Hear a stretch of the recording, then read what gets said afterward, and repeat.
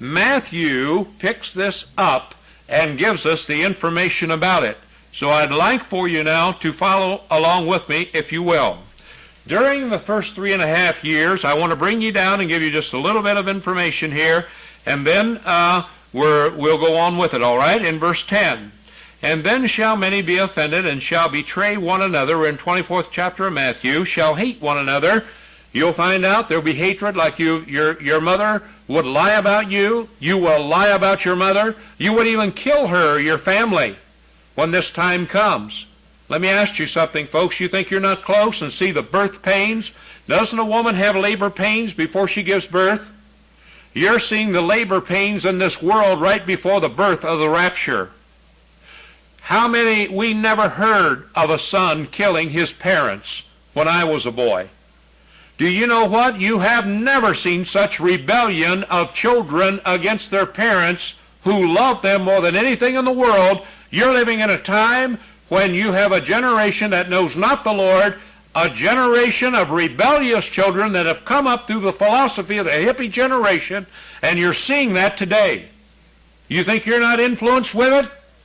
These teachers that are in your high schools today were the hippies of yesterday that were rebelling against society with the long hair, the shabby looks, the non-shaven, and the dirty skin.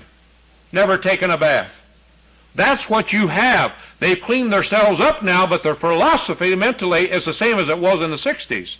They're your teachers in your colleges now. They're your teachers in your high schools today. They're your teachers in your grade schools. And that's why you have the laws now. You young girls can go out under 18 and get an abortion without your parents' consent.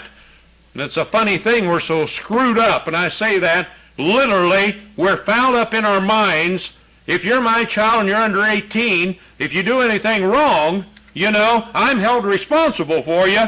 But you know what? It's all right for you to go out and kill your own child that you shouldn't have had to begin with. If you'd had any morals in you whatsoever, you shouldn't have had that child. Amen? Not saying you're immoral or degrading you if you have an illegitimate child, but don't kill it.